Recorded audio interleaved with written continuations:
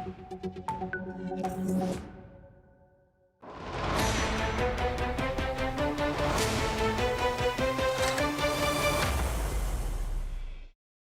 you're watching NewsX. I'm Megha Sharma, and we are talking about the very important G20 Leaders Summit that is taking place in Johannesburg next week.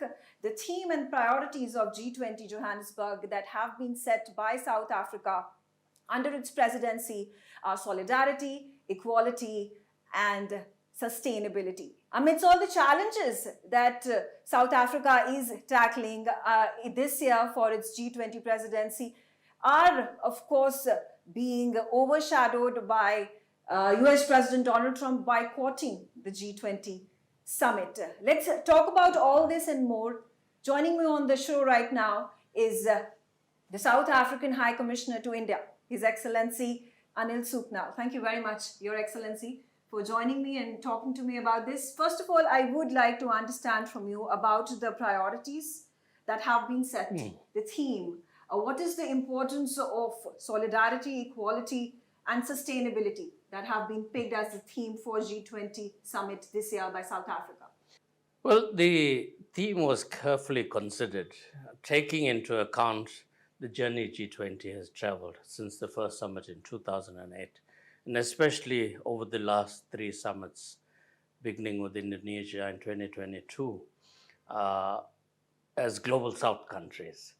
And also in terms of what's happening in terms of the geopolitical, economic, and financial architecture at the present time. So, of course, solidarity speaks to the need of the hour. The world is fracturing even more. We are seeing challenges within countries and between countries. Conflict is on the rise. And the issue of inequality. What we have seen, especially with COVID and post-COVID, is that COVID produced more millionaires and drove more of the global population into poverty and inequality. And that trajectory continues. Therefore, we felt it was important to address the issue of inequality. And as part of our presidency, our president appointed a panel of experts to look at global inequality, headed by Joseph Stiglitz. Now, that work was completed, and a copy of the report was shared with President Ramaphosa to be tabled at the Leaders Summit. The report is very revealing.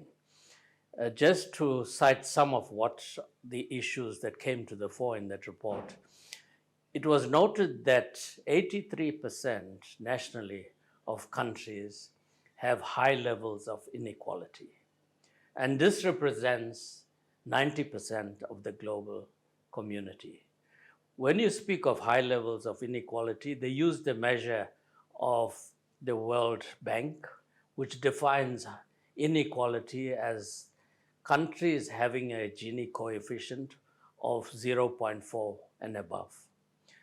Now, what they also found is that 43% of new wealth generated in the world post-COVID has been harnessed by 1% of the population.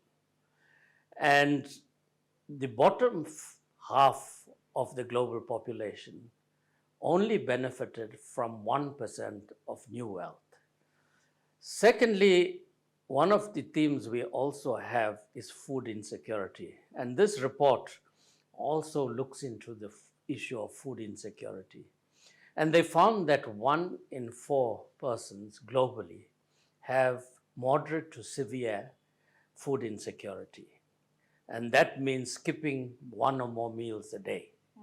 So you can see the issue of insecurity and food insecurity and inequality is on the rise. And of course, the third part of the theme is on sustainability. Now, at the recently held United Nations General Assembly in September of this year, United Nations Secretary General was speaking about the SDGs. As you know, it was adopted in 2015, and our target is to achieve the 17 SDGs by 2030. We are less than 5 years away from 2030. And he pointed out that collectively, the world has only achieved about 18% of the SDGs. So obviously, we're going to fall far short, and especially amongst the poorer and developing countries, because we're not getting the kinds of support that one expected in terms of us achieving the SDGs. So sustainability, of course, is a major focus, including the impact of a sustainable environment. As you know, we are seeing increasingly issues of climate change and climate inaction rather than action impacting very negatively on the poorer countries. A further point of focus during our presidency has been on the issue of using AI and innovation for sustainability. Now, AI is a relatively new development, but it impacts all of us equally. And those countries that have advanced technologies are harnessing AI for the benefit of their countries. But we believe that the benefits of AI, as well as the challenges it imposes on countries, and there are many challenges, must be equally distributed. Now, of course, poorer countries don't have advanced technology or access to technology, and we don't want to see a monopoly again of using AI in terms of sustainable development and advancing our respective developmental agenda. So AI, innovation, data governance are important focus areas for us. And another important focus area is on critical minerals. As you know, critical minerals today is a very important aspect of the global economy. And also in terms of new technologies, it is critical that you have access to critical minerals. But these deposits of critical minerals are spread out unevenly. But more importantly, those that have the technology to mine and to use critical minerals for new technologies are again the more developed economies. And again, we are saying Africa, for example, is a reservoir of a number of critical minerals. And we don't want to see a repeat of extractive economies where countries come and extract the minerals from the continent and the continent doesn't benefit from this. We want to see a mutually reinforcing relationship in terms of harnessing critical minerals for development.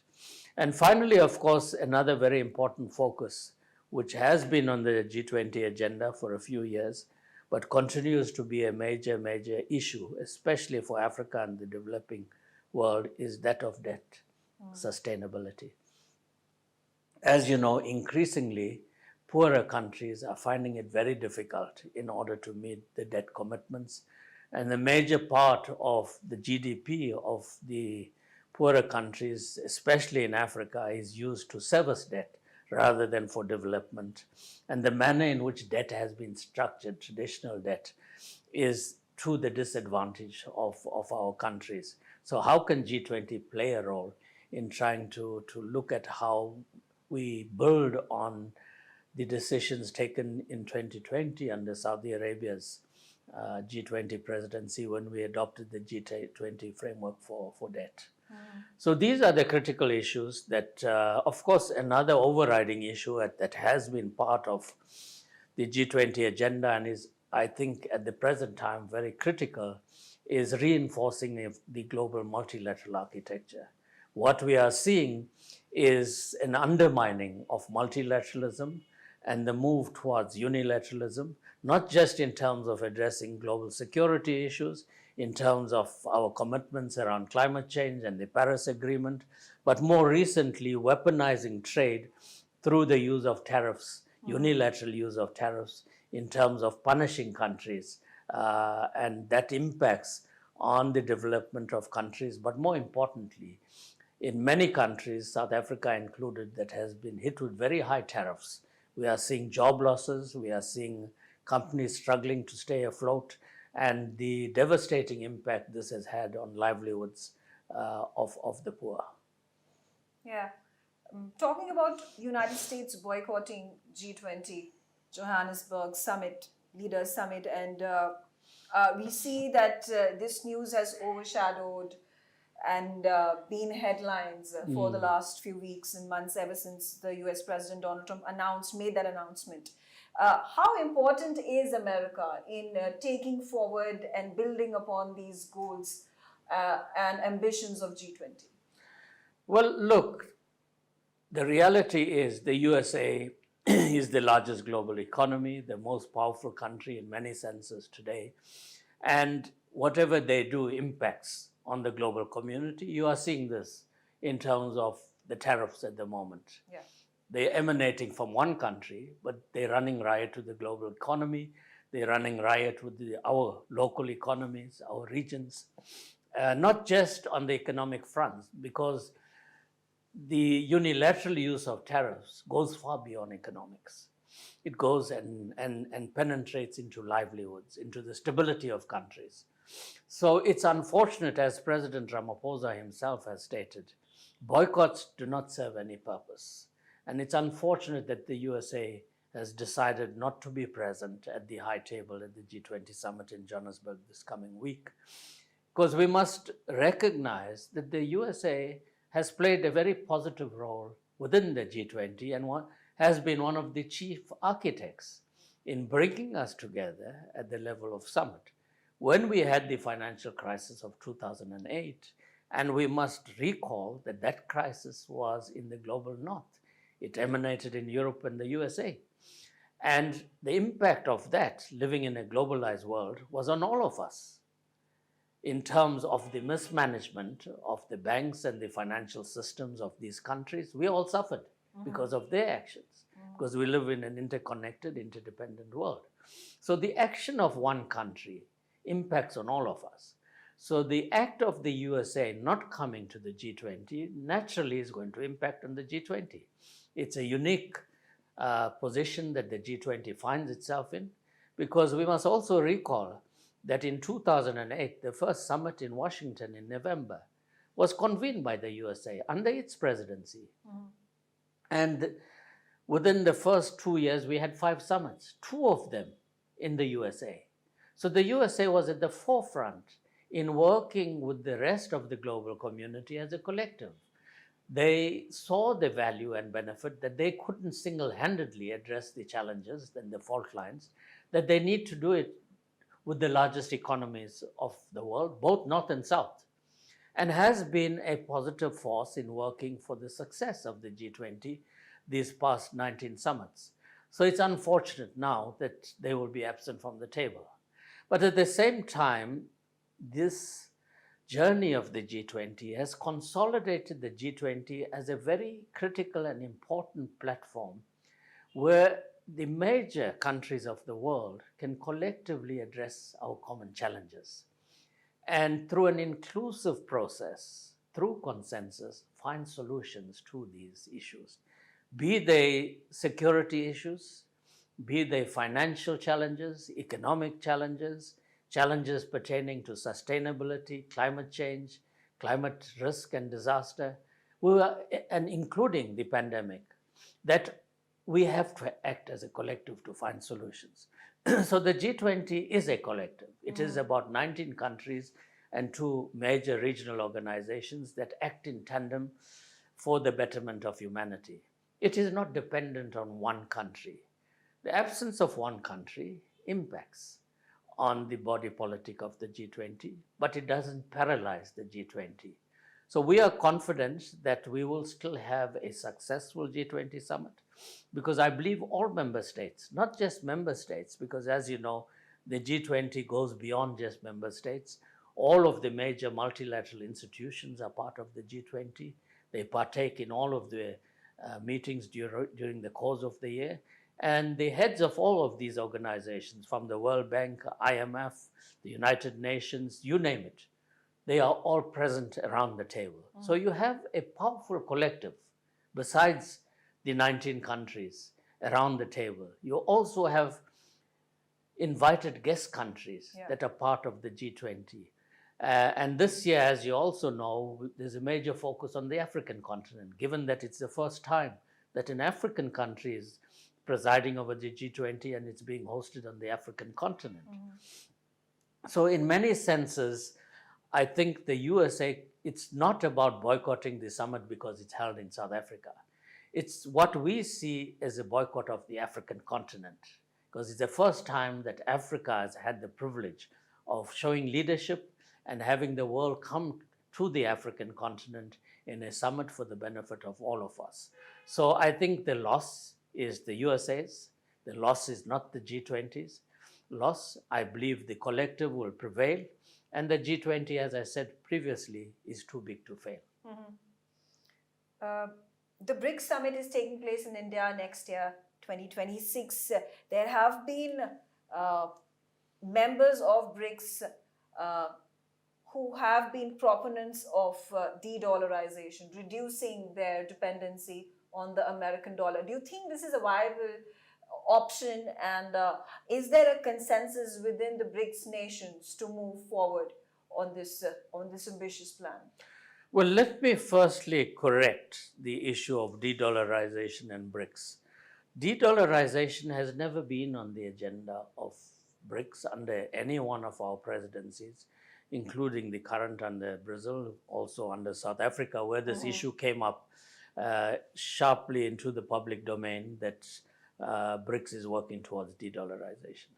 Now, BRICS has been for a long time speaking about trading in local currencies and reinforcing trade between ourselves using financial platforms that we ourselves design and not being totally dependent. I think one of the issues that BRICS is about is to assert the independence of countries of the global south in terms of choices they have, including trading choices, financial choices, monetary systems, payment platforms.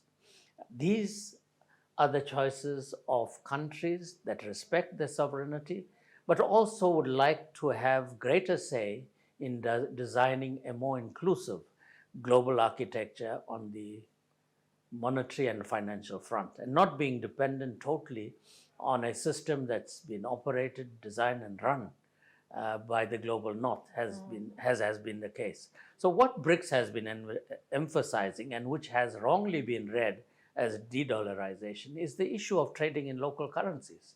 And you have seen now nearly all of the BRICS countries are increasingly trading in local currency. We are seeing India has agreements with over 20 plus countries, so has China, so has Russia. Brazil is doing the same. In Africa, under the African Continental Free Trade Agreement, one of the issues that leaders agreed on in advancing that agreement is to create a Pan-African payment and settlement system. And we have done that. Over 20 African central banks are part of this mechanism.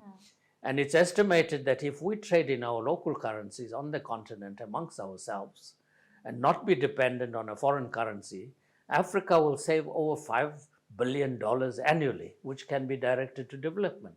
So this is what is happening, and I think it's an inevitable move. Secondly, I think it's only natural. The USA's share of global trade has fallen dramatically over the past 3-4 decades. The USA's share of the global economy is not what it was. So why should you have one currency as a dominant currency from a country that no longer makes up over 50% of the global economy? On the contrary, it's far less than 20% at the present time. So countries want to have greater freedom in terms of the currencies they choose, the reserve currencies as well that they have. The basket is getting bigger. But more importantly, also creating payment platforms, because countries of the global south were alarmed when you had unilateral sanctions being placed, financial sanctions on countries like Iran and Russia by countries of the global north, freezing their assets and even threatening to use those assets themselves. Countries have decided that we need to take control of our own financial systems and we need to create our own payment systems. Why must we only be dependent on the SWIFT system? Why can't we create, like India has, created its own, Yeah. like China has created its own. So that we have that security as well, that we're in charge of our own financial systems and payment systems, even though it is part of the global whole. So this is what you are seeing as a development as the global south rises. That when you speak of the rise of the global south, it's not just measured in terms of GDP. There are so many measures that must be applied to see the rise of the global south. Your financial systems, your financial independence, your payment systems, new technologies, that we are not totally dependent. As we are seeing that we are suffering, as we are seeing now, as the COP30 discussions are taking place in Belém in Italy, the major issue is access to technology, access to green finance. And it's not coming at the level of what has been promised. So more and more countries of the global south is asserting the independence, the creativity, and deepening interaction amongst themselves in finding solutions to the challenges where we have been dependent by and large and recipients of technologies and systems to govern our own national systems. Why can't we design our own? And the New Development Bank is one example of BRICS acting in tandem to show what is possible if we put our resources together to work for our development. I do want to bring to focus the bilateral relations between India and South Africa. And you're talking about how South-South collaboration is required to fulfill the ambitions and the welfare and development of the global South. Particularly, how can India and South Africa come together in strengthening their bilateral relations and also being leaders in building global South and safeguarding global South from the pressures and challenges that the world is facing? Well, bilateral relations are strengthened not just through the coming together of two governments. There are various dimensions that impact on strengthening this interaction between two governments. Of course, the first point of reference is establishing good relations between two countries, which was established at the dawn of our democracy, but we have a history that predates our democracy, a very strong history that goes back centuries. And yesterday, we celebrated a very important day. It was the 165th anniversary of the arrival of the first indentured Indians in South Africa. And of course, the Indian diaspora in South Africa today, people of Indian origin, it's a very vibrant community of over 1.7 million people. They are a link between India and South Africa. The Gandhi factor is well known, that has linked our two countries through history and in terms of shaping our common struggle and the influence we exerted on each other's liberation struggles. So we have this strong basis underpinning this very vibrant relationship. So India also played a very leading role in our freedom struggle. India was the first country to impose sanctions. You were the first country to take our challenges globally when you were the first to raise it at the United Nations. And you were also the first country to impose comprehensive sanctions against South Africa. Yesterday we were very happy to see South Africa won the first test match. Yeah. I think it made up for the loss of the women's cricket match. But that's the vibrancy in the relationship. I think when you look at South Africa-India relationship, it goes beyond just governments. Yes, Prime Minister Modi and President Ramaphosa have excellent chemistry. They meet very often. They're good friends, like they will do now when Prime Minister is in Johannesburg. And of course, having that kind of personal interaction between our leaders helps to set the template for the relationship in the right direction. And we have that strength to the relationship underpinned by our leaders and the frequency of contact that we have at a government level, but equally important at the people-to-people level. Sport has played such a major role. South Africa was suspended from the ICC because of its apartheid policies, which extended into sport. But when we were readmitted to the ICC, the first country that we had a test match with was exactly in Eden Gardens in 1992 with India. And that itself is symbolic, that our re-entry into the world of sport was celebrated in a match with India. So, in terms of cultural affinity that we have between ourselves, there's so much of interchange. Tourism is vibrant between our two countries, educational exchanges between our institutions, our students, our academics, our think tanks. It's a multifold, multi-level, deep-seated relationship because we have the same vision.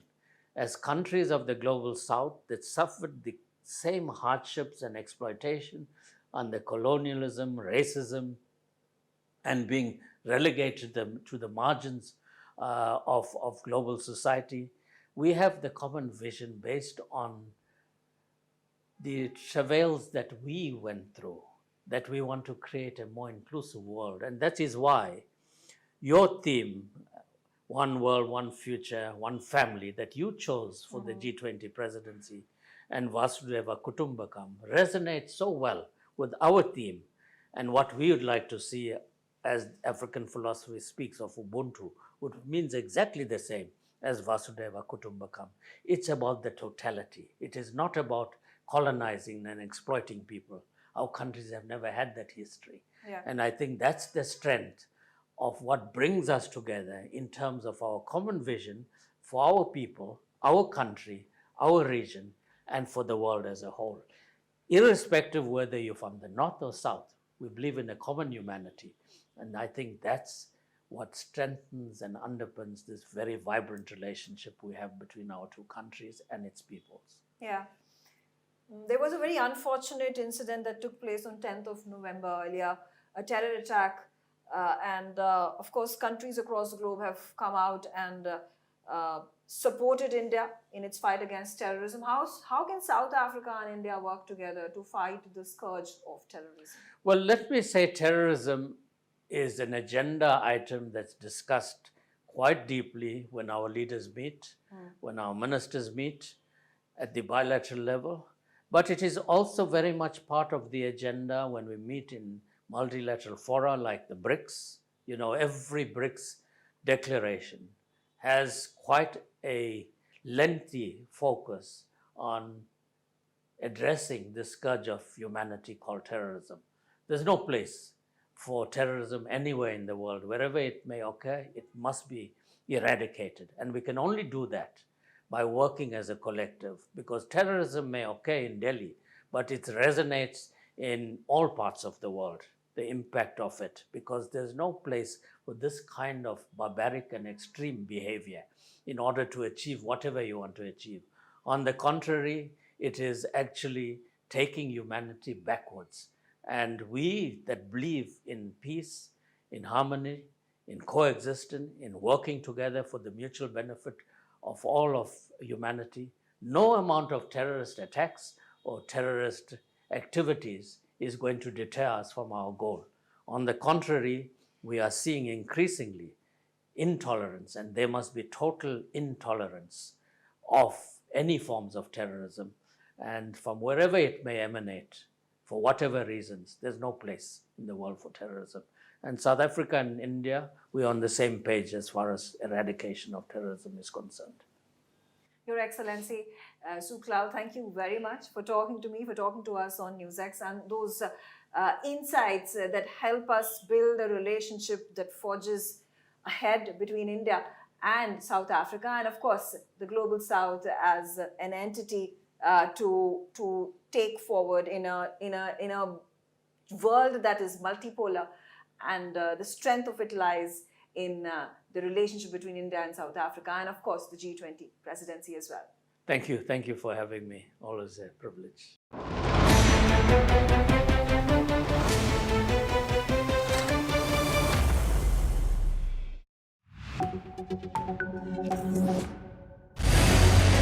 What we can do as